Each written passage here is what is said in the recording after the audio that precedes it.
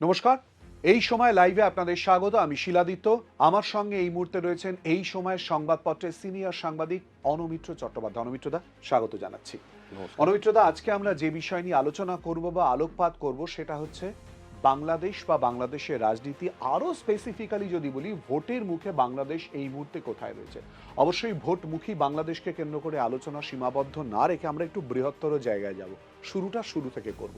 ৭১ থেকে ২০২৬ এই বিবর্তনে বাংলাদেশকে আমরা কি খালি উত্তপ্তই হতে দেখলাম, নাকি শেষের দিকে এসে এটা বাড়তি উত্তেজনার পরিস্থিতি তৈরি হলো? আমরি বাংলাদেশের জায়গায় কোথাও কি একটা দেশের বাংলাদেশ চলে এলো, বিদ্বেষ? ১৯৭১ সালে বাংলাদেশের জন্ম।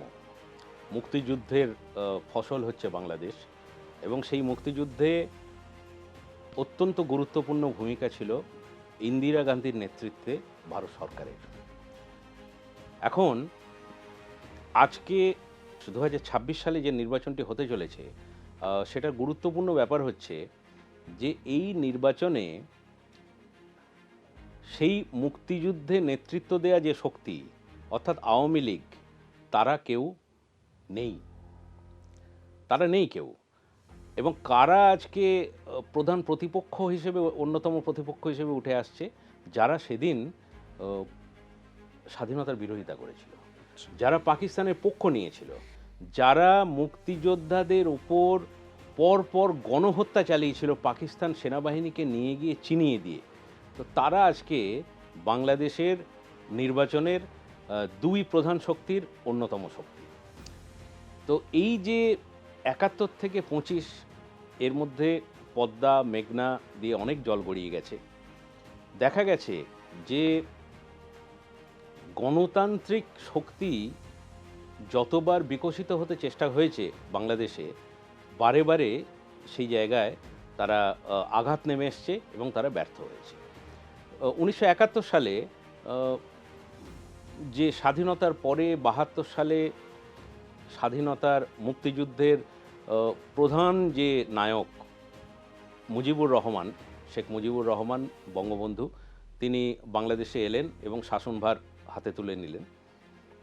তখন একটা প্রচণ্ড খারাপ পরিস্থিতি বাংলাদেশে। ৭৪ সালে একটা ভয়ঙ্কর বাংলাদেশ জুড়ে একটা দুর্ভিক্ষ দেখা দিল।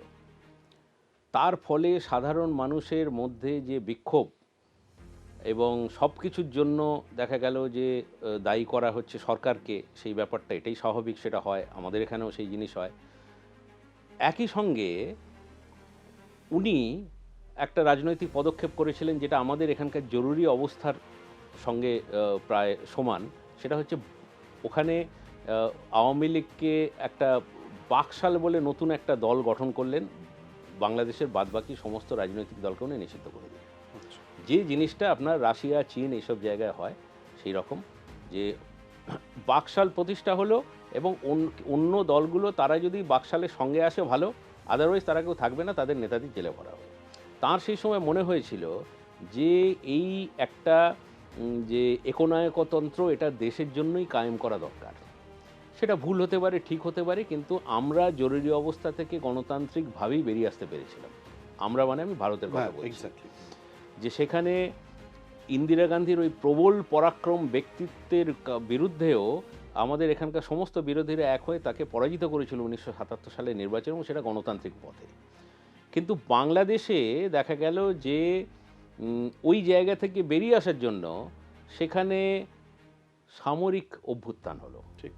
এবং সেই সামরিক অভ্যুত্থান, তাতে শেখ হাসিনা এবং তার বোন দুজনে মানে সৌভাগ্যক্রমে দেশের বাইরে ছিলেন বলে বেঁচে গেছেন, বাদবাকি তাদের পরিবারের সকলকে ওখানে হত্যা করা হলো। সেটা আমি একটুখানি আটকাবো। হ্যাঁ, বাঙালির আবেগ, তার সঙ্গে কিন্তু বাংলাদেশ অস্বীকার করার কোনো জায়গা নেই, ওতপ্রোতভাবে জড়িয়ে রয়েছে। আজও কত সেন্টিমেন্ট, কত ইতিহাস, কত গল্প, কত ফেলে আসা স্মৃতি এর সঙ্গে জড়িয়ে রয়েছে।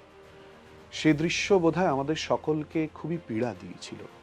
অর্থাৎ যখন বঙ্গবন্ধুর মূর্তি ভেঙে পড়ছে, এই দৃশ্য কি কাম্য ছিল? আপনি হয়তো বলবেন যে এই মুহূর্তের যে অবস্থা, সেই দৃশ্যের সঙ্গে বোধহয় তুলনাই চলে না, কিন্তু এটা কি সত্যি কাম্য ছিল? দেখুন, ইতিহাসে কখনো কখনো এমন বাঁক বা মোড় আসে যে এই ধরনের ঘটনা ঘটে। কিন্তু আমি এখনও বিশ্বাস করি বাংলাদেশের সঙ্গে আমার এই দীর্ঘ দিনের সম্পর্কের ফলে যে বঙ্গবন্ধু বা শেখ মুজিবকে কিন্তু বাংলাদেশের ইতিহাস থেকে শুধু নয়, মানুষের মন থেকেও মোছা সম্ভব নয়। চারটি ওই ওই আপনার ৩২ নম্বর বাড়িটা ভেঙে ফেলা হলো ধানমন্ডি রোডের, কিংবা চারটে ওই মূর্তি ভেঙে ফেলা হলো, তাতেই কিন্তু মুজিব মুছে যায় না। কারণ এটার কারণটা মানে এটা যে যায় না, তার অন্যতম একটা দেখা যাচ্ছে, আমরা দেখতে পাচ্ছি যে এই জামায়াত কিন্তু ইলেকশনকে পুঁজি করে মানুষের কাছে গেলে সেই পুরনো প্রশ্নই তাদের সম্মুখীন হতে হচ্ছে যে ৭১ সালে ভাই কি করেছো তোমরা। এক্স্যাক্টলি। এইটা অর্থাৎ ৭১টা বাংলাদেশের সাধারণ মানুষ এখনো তাদের অন্তরে ধারণ করে। ঠিক। এইটা কিন্তু তারা সুযোগ পাচ্ছে না। তাই আজকে যারা শাসক হিসেবে উঠে এসেছে তারা ৭১কে ধারণ করে না, তো এটা হতে পারে। এবং তারা যে উঠে এসেছে তারা তো নির্বাচিত হয়ে আসেনি।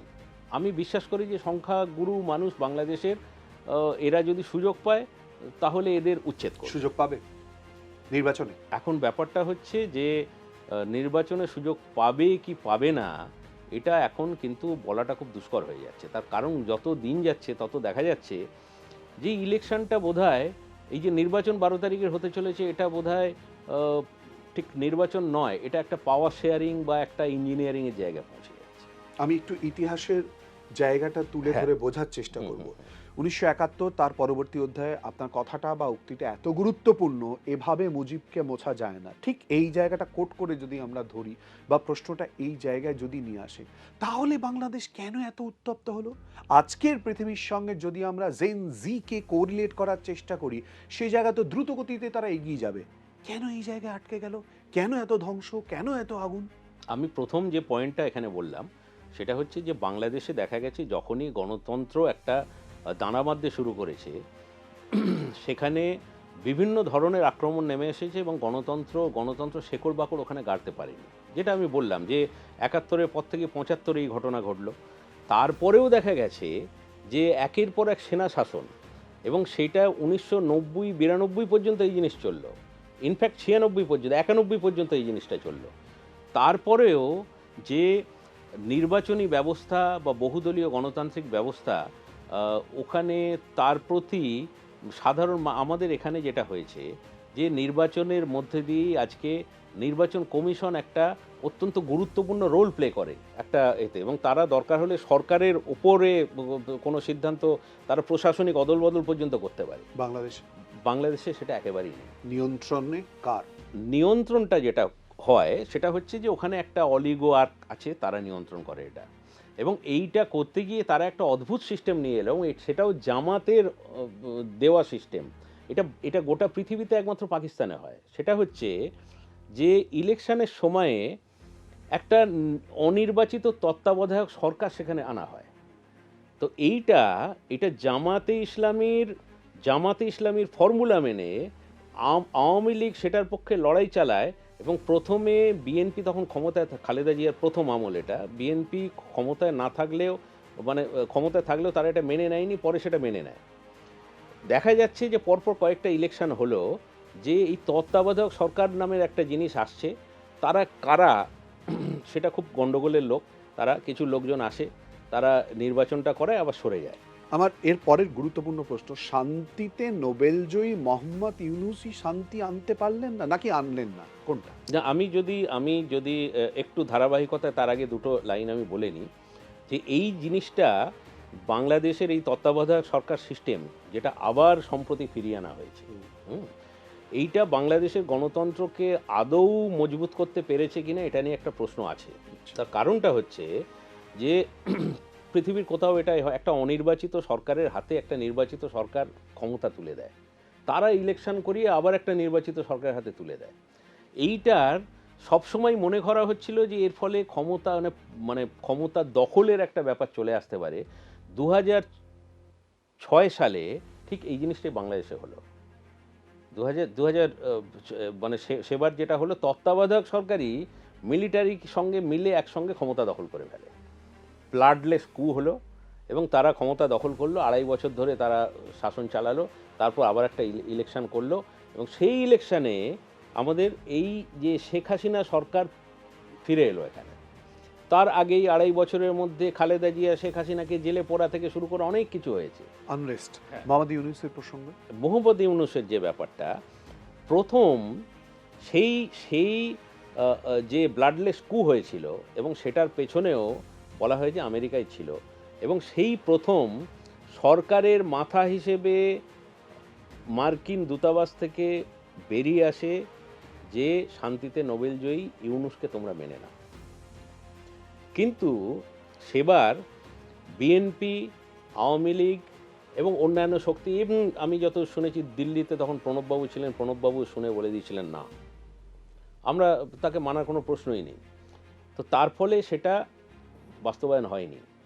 সেই রেজিম চেঞ্জ কিন্তু বাস্তবায়ন হলো এতদিন পরে এসে 2026-এ। মাঝখানে 15-16টা বছর যে গেছে, এই 15 বছরের মধ্যে পুরোটাই শেখ হাসিনা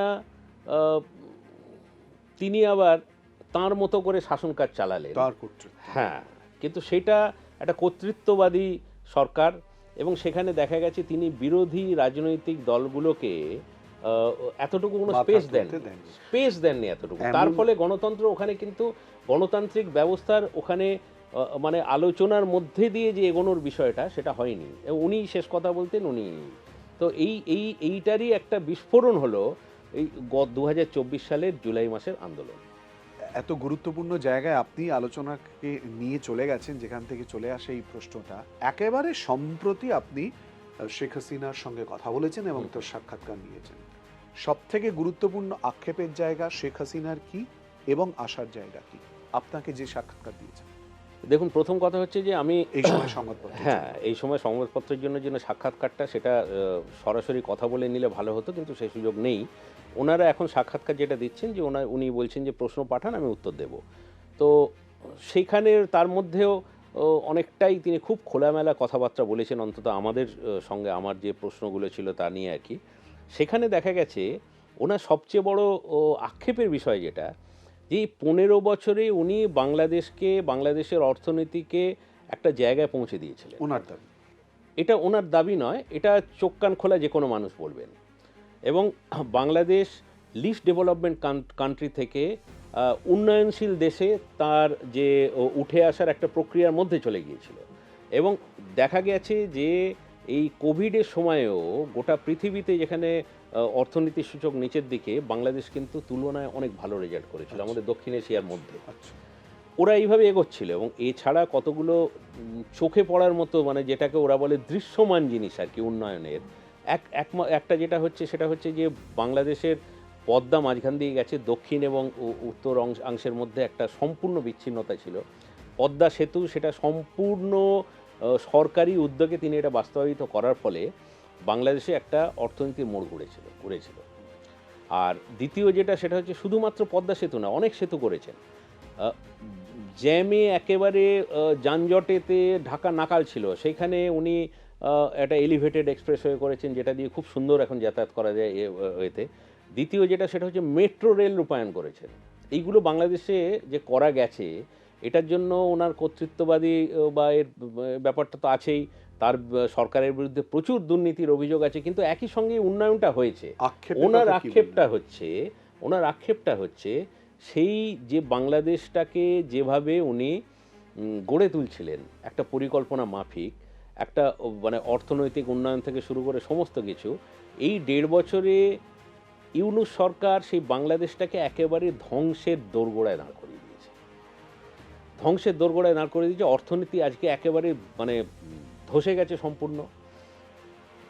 বাংলাদেশ ছিল গোটা পৃথিবীর তৈরি পোশাকের গার্মেন্টস যাকে বলে। আমেরিকায় আপনি একটা দোকানে গিয়ে একটা পছন্দ হলো একটা জামা কাপড় তুললেন, দেখবেন উপরে ছোট করে লেখা আছে মেড ইন বাংলাদেশ। তো আজকে সেই বাংলাদেশ রাজনৈতিক অস্থিরতার কারণে তারা আমেরিকা, ইউরোপ কোনো জায়গা থেকে কোনো অর্ডার পাচ্ছে না, যার ফলে হচ্ছে কি গার্মেন্টস কারখানাগুলো টপ করে বন্ধ হয়ে যাচ্ছে। প্রচণ্ড রকমের মূল্যবৃদ্ধি, সেই মূল্যবৃদ্ধি অস্বাভাবিক মূল্যবৃদ্ধি ঠেকাতে সাধারণ মানুষ একেবারে মানে জেরবার হয়ে যাচ্ছে। সম্প্রতি একটা হয়েছে, সেটা একটা বড় সমস্যা হয়েছে গ্যাস নিয়ে। এই যে আপনার ওখানে এই পাইপলাইনে গ্যাস একটা প্রচলিত ঢাকা এবং আশপাশের এলাকায়, তো এইটার সঙ্গে মানে সিলিন্ডারের গ্যাস আমাদের এখানকার মতো সেটাও বিক্রি হয়।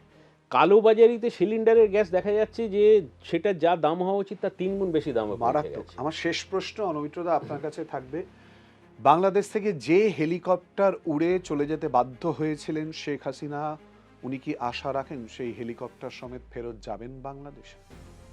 এ ব্যাপারে আমি খুব সরাসরি ওনাকে প্রশ্ন করেছিলাম। উনি কতগুলো শর্ত দিয়েছিলেন যে সেরকম পরিস্থিতি হলে আমি ফিরতে পারি। ১ নম্বর যে পরিস্থিতি সেটা হচ্ছে যে সেখানে একটা নির্বাচনের পরিস্থিতি হতে হবে, সুষ্ঠু নির্বাচন, যেখানে লেভেল প্লেয়িং ফিল্ড থাকবে। আইন শৃঙ্খলার ওপরে একটা নিয়ন্ত্রণ থাকবে এবং আওয়ামী লীগের নেতা বা কর্মীরা তারা নির্বাচনের প্রচারে গেলে তাদের অ্যারেস্ট করা হবে না, তাদের ওপর যে হাজার হাজার যে ভুয়ো মামলা দেওয়া হয়েছে তাদের, সেগুলো তুলে নেওয়া হবে এবং যে কয়েক হাজার আওয়ামী লীগের নেতাকর্মীকে জেলে পোরা হয়েছে তাদের ছেড়ে দেওয়া হবে। এই শর্তগুলো যদি মানে নিঃশর্তে ছেড়ে দেওয়া হবে, এইগুলো যদি পালন করা হয় আমি সেখানে ফিরতে তৈরি। কিন্তু আমার মনে হয় না যে এটা খুব সহসা হবে, অন্তত এই নির্বাচনের পরে বা এই নির্বাচনে আগামী 1 বছরের মধ্যে তেমন কোনো পরিস্থিতি তৈরি হবে বলে আমার তো মনে হচ্ছে না। অনেক ধন্যবাদ অনমিত্রদা আমাদের সঙ্গে এই আলোচনায় অংশগ্রহণ করার জন্য। অনেক বিষয় সম্পর্কে জানলাম, বাংলাদেশের বর্তমান অবস্থা, ৭১ থেকে শুরু করে আজকের সাম্প্রতিক পরিস্থিতি। এবার ভোট এবং ভোট পরবর্তী অধ্যায়ের দিকে নজর রাখতে হবে, কারণ অনমিত্রদাই যে প্রসঙ্গ তুলে ধরেছেন, ভারত এবং বাংলাদেশের সম্পর্কের নিরিখ এবং তারই সঙ্গে কূটনীতির জায়গা থেকেও কিন্তু কোথাও না কোথাও সম্পর্ক রয়ে গেছে। এর আগে আলোচনাতেও তিনি উল্লেখ করেছিলেন যে প্রতিবেশী দেশে আগুন লাগলে বা উত্তেজনা ছড়ালে তার আঁচ যে ভারতে আসবেই, প্রতিবেশী রাষ্ট্রে যে আসবেই, তা তো বোঝাই যায়। অপেক্ষা করতে হবে সময়ের জন্য। আপনাদের চোখ থাকুক এই সময়।